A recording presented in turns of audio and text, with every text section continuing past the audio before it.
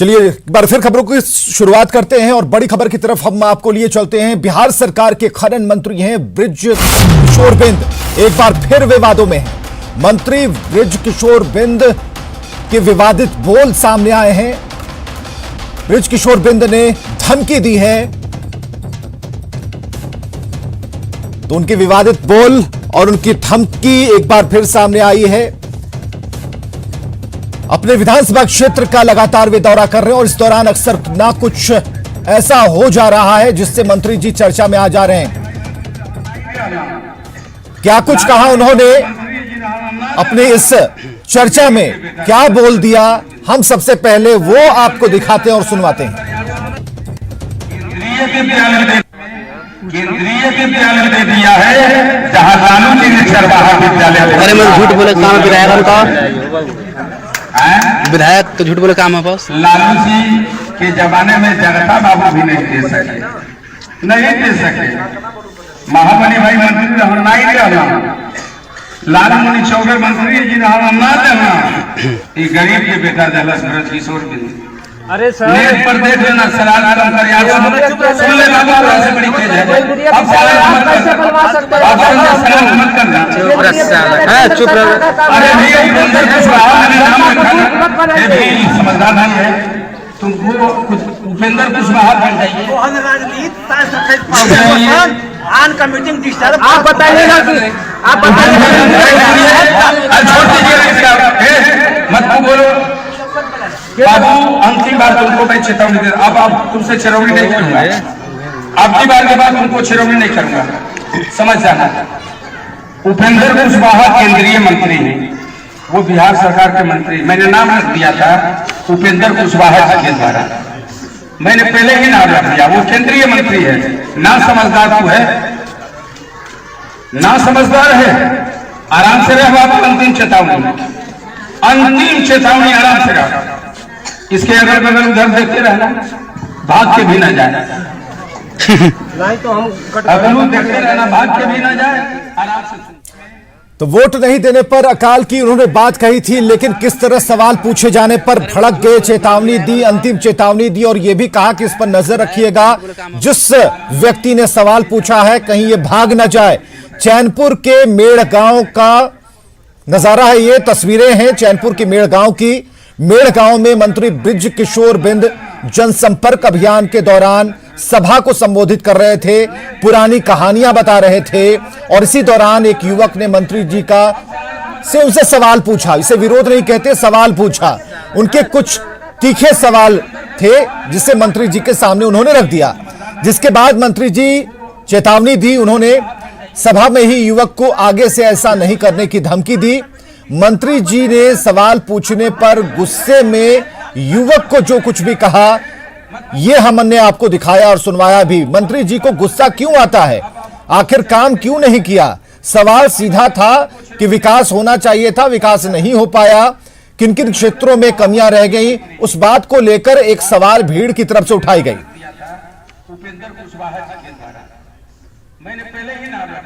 और चलिए एक हफ्ते पहले आपको लिए चलते हैं, बृज किशोर बिंद का बयान दिखाते हैं।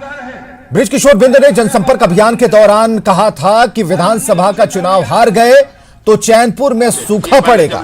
मंत्री जी ने यह भी कहा कि वो 3 बार से जीत रहे हैं, कभी सूखा नहीं पड़ा। और आपको बताएं कि बृज किशोर बिंद कैमूर जिले के चैनपुर विधानसभा सीट से विधायक हैं। तो हम 3 बार जब विधायक बनी, बड़ा पहलवा अकाल पड़ जाता, धरना नहीं सुखा जाता। तो हमरे विधायकी में लक्षणियों होला ना, इतना बरखा बरसत केहू के धान मरल हो जाता, तो हम हरली 3 जगह अकाले पड़ी। 3 बार जब विधायक बनी, बड़ा पहलवा अकाल पड़ जाता, धरना नहीं सुखा जाता। तो हमरे विधायकी में लक्षणियों होला ना, इतना बरखा बरसत केहू के धान मरल हो जाता, तो हम हरली 3 जगह अकाले पड़ी। चलिए सवाल क्या है? सवाल यह है कि एक हफ्ते के भीतर मंत्री जी के इन बयानों के बाद क्या सवाल है? मंत्री जी जो कि बृज किशोर बिंद हैं, उन्हें इतना गुस्सा क्यों आता है? जनता को धमकी देकर चुनाव जीत जाएंगे क्या मंत्री जी? क्योंकि जो लक्षण अभी आपको दिखाई दिए उससे जीत तो नहीं लगती, जबरन जनता की जो आवाज है उसे दबा रहे हैं। जनप्रतिनिधि जनता की नहीं सुनेंगे तो किसके सुनेंगे? सत्ता में आने पर जनता से ऐसा सलूक क्यों, और क्या डरा धमकाकर चुनाव जीतने का ही प्लान है?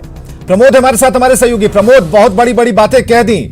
एक हफ्ते पहले का बयान हमने सुनाया और दूसरे हफ्ते में क्या कुछ कहा यह भी हमने आपको दिखाया। तो क्या डराकर, धमकाकर, धमकी देकर, चुप बोलकर, तरह तरह की बातें कहकर चुनाव जीत जाएंगे? देखिए विवेक, मैं बता दूं कि एक सप्ताह में मंत्री हैं, नीतीश कुमार के मंत्री हैं, खनन मंत्री हैं और चैनपुर के विधायक भी हैं। अब 3 वर्ष लगातार विधायक रह चुके हैं, लेकिन जो है अपने क्षेत्र में कार्य नहीं किए, जिसके कारण इनका लगातार विरोध हो रहा है। एक सप्ताह में 2 जगह विरोध हुआ और ये खुद धमकी भी जनता को दे रहे हैं कि इस बार अगर हमको नहीं जिताते हैं कि अकाल आ जाएगा, सुखाड़ आ जाएगा। तो कहीं युवक अगर पूछ रहा है कि आपने विकास नहीं किया है, तो इनका जवाब यही था कि जो है तुमको बीच सभा में डिस्टर्ब मत करो और इसको पकड़ो, यानी कि बात को दबाने की कोशिश कर रहे हैं। तो ये सवाल है कि अगर 5 साल आप काम किए हैं और चुनाव के दौरान आप जा रहे हैं तो जनता का जवाब आपको देना होगा। और ये मंत्री जवाब देने के बदले भड़क जा रहे हैं और ये अपना पावर का यूज कर रहे हैं। विवेक, चलिए, ये हनक है। प्रमोद जी, बहुत बहुत शुक्रिया हमसे बातचीत के लिए। तो प्रमोद कुमार हमारे सहयोगी, जिन्होंने बताया कि किस तरीके से अब हनक दिखाई जा रही है। जो सवाल पूछे जा रहे हैं वो सवाल आसपास के हैं जिसका वायदा उन्होंने किया था, लेकिन 3 बार से लगातार जीत के बाद ये कह रहे हैं कि अगर इस बार हार गए तो अकाल पड़ जाएगा। और किसी ने सवाल पूछ दिया तो उसे बैठ जाने का इशारा करते हैं, वो भी धमकी भरे लहजे में। बड़ा पहलवा अकाल पड़ जाता, धर्म नहीं सुखा जाता। तो हमरे विधायकी में लक्षणियों होला ना। चलिए खबरों की तरफ बढ़ते हैं। अगली खबर है रांची से, जहां के नया टोली सिमलिया में ड्रग डिपार्टमेंट ने 1 करोड़ रुपए की नशीली दवा जब्त की है। एक दिन पहले गुमला ड्रग डिपार्टमेंट की टीम ने कुछ दवाओं को जब्त किया था। तो जो अभी की बड़ी खबर है, हम आपको बताते चलें कि रांची में ड्रग्स विभाग की बड़ी कार्रवाई सामने आई है। तस्वीरें हम आपको दिखा रहे हैं। करीब 1 करोड़ की अवैध दवा बरामद की गई है। नशे के लिए इन दवाओं का इस्तेमाल होता है। सिमलिया में पारा टीचर के घर से बड़ी मात्रा में दवाएं मिली हैं जिनका प्रयोग नशे के लिए होता है। ओम प्रकाश हमारे साथ फोन लाइन पर। ओम प्रकाश, और क्या अपडेट है? जिस तरह से पूरा मामला जब सामने आया तो मकान मालिक जो वो भी हैरान रह गए, क्योंकि उन्हें भी इस पूरी मामले की जानकारी नहीं थी।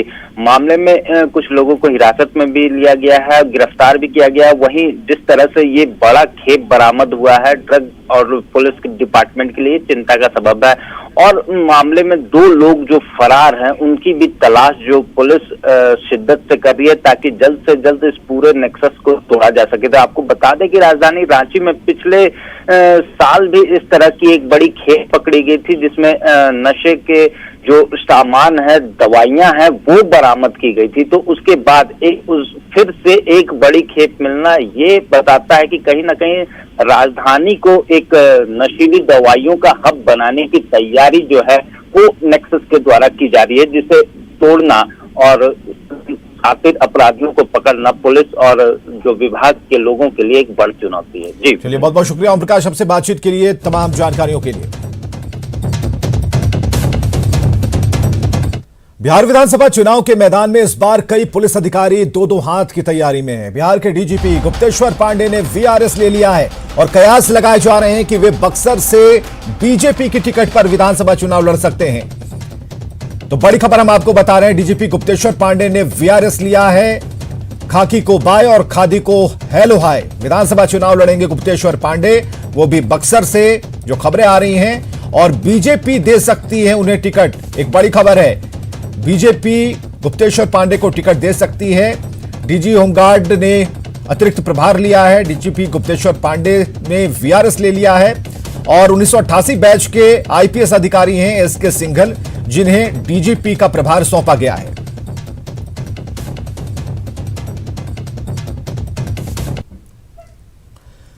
तो बतौर पुलिस अधिकारी 31 साल की सेवा के बाद पूर्व डीजीपी गुप्तेश्वर पांडे अब बस सियासत में किस्मत आजमाएंगे।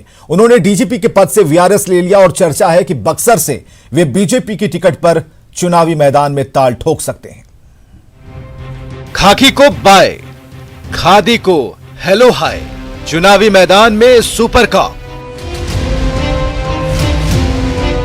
जी हां, हम बात कर रहे हैं बिहार में सुपर कॉप की छवि रखने वाले पूर्व पुलिस अधिकारी गुप्तेश्वर पांडे। अपने दबंग स्टाइल में अपराधियों के छक्के छुड़ाने वाले गुप्तेश्वर पांडे अब सियासत के मैदान में दो दो हाथ करने के मूड में हैं। उनके स्वैच्छिक सेवानिवृत्ति के बाद सियासी हलके में चर्चाओं का बाजार गर्म है। माना जा रहा है कि इस बार बिहार विधानसभा के चुनाव में वे बीजेपी की टिकट पर चुनाव लड़ेंगे। डीजीपी गुप्तेश्वर पांडे ने लिया वीआरएस। बिहार विधानसभा चुनाव में आजमाएंगे भाग्य। बक्सर से बीजेपी की टिकट पर लड़ सकते हैं चुनाव। गुप्तेश्वर पांडे 1987 बैच के आईपीएस अधिकारी हैं और बतौर आईपीएस बिहार के 26 जिलों में अपनी सेवाएं दे चुके हैं। एएसपी से लेकर आईजी तक के पद पर बिहार के अलग अलग जिलों में वे तकरीबन 31 साल तक सेवा देने के बाद वीआरएस लेकर अब चुनावी मैदान में उतरने की तैयारी कर रहे हैं। गुप्तेश्वर पांडे ने 1986 में भी यूपीएससी की परीक्षा पास की थी और आईआरएस के पद पर उनका चयन हुआ था। बाद में 1987 में उन्होंने आईपीएस कंप्लीट कर भारतीय पुलिस सेवा में योगदान किया। साल 1961 में बक्सर के छोटे से गांव गेरुआ बांध में जन्मे गुप्तेश्वर पांडे ने 2009 में भी इससे पहले वीआरएस लिया था। उस वक्त उनके बक्सर लोकसभा सीट से चुनाव लड़ने की चर्चा थी, लेकिन बात नहीं बनी तो उन्होंने दोबारा आईपीएस की नौकरी ज्वाइन कर ली। 28 फरवरी 2021 को वे रिटायर होने वाले थे, लेकिन उससे पहले ही वीआरएस लेकर चुनावी मैदान में उतरने का फैसला लिया है। Bureau report, news 18 Bihar. और बड़ी खबर आ रही है, रिलायंस में एक और बड़ा निवेश हुआ है। आरआरवीएल में 5,550 करोड़ निवेश करेगी केकेआर। 1.28% हिस्से के लिए केकेआर निवेश करने वाला है। 4.21 लाख करोड़ के इक्विटी वैल्यू पर यह निवेश होगा। केकेआर ने पहले आरजीओ में निवेश किया है। केकेआर का आरआईएल यूनिट में यह दूसरा बड़ा निवेश है। इससे पहले केकेआर ने जियो में 11,367 करोड़ निवेश किया था।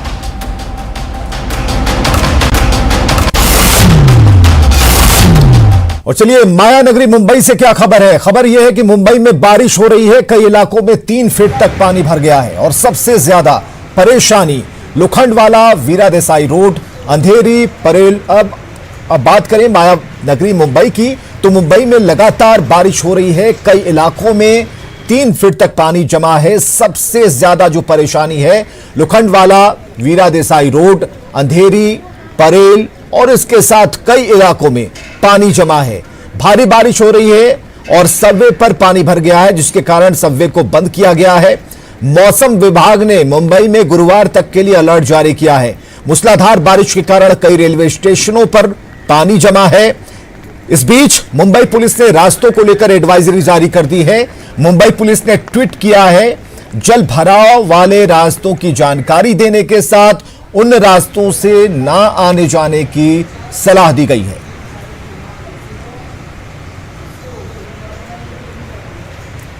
इधर नदियों का जलस्तर बढ़ता जा रहा है। मेहरमा प्रखंड के ढोलिया नदी में बाढ़ आ गई है। इससे कई गांवों में पानी घुस गया है। आम जनजीवन पर असर पड़ा है। ढोलिया नदी के बढ़ते जलस्तर से एनएच 133 के दोनों तरफ पानी का दबाव बढ़ता जा रहा है और इसे देखते हुए प्रशासन सतर्क है। कौन गाँव पड़ता है ये? और गुमला पुलिस को नक्सलियों के खिलाफ बड़ी कामयाबी मिली है। पुलिस और सीआरपीएफ ने सर्च ऑपरेशन के दौरान नदी के किनारे जमीन में गाड़ कर रखी गई 7 बंदूक बरामद की है। यह हथियार विशुनपुर थाना क्षेत्र के हरैया में निरारी जंगल के पास जमीन के भीतर छिपाकर रखे हुए थे। बरामद हथियार में 6 देसी बंदूक हैं, एक डबल बैरल का गन शामिल है। गुमला एसपी को निरासी, बोरा और हरैया के आसपास नक्सली रविंद्र गंझू के दस्ते के मौजूद होने की सूचना थी और इसके बाद पुलिस ने सीआरपीएफ ने सर्च ऑपरेशन चलाया। इस दौरान ये बंदूकें मिली हैं।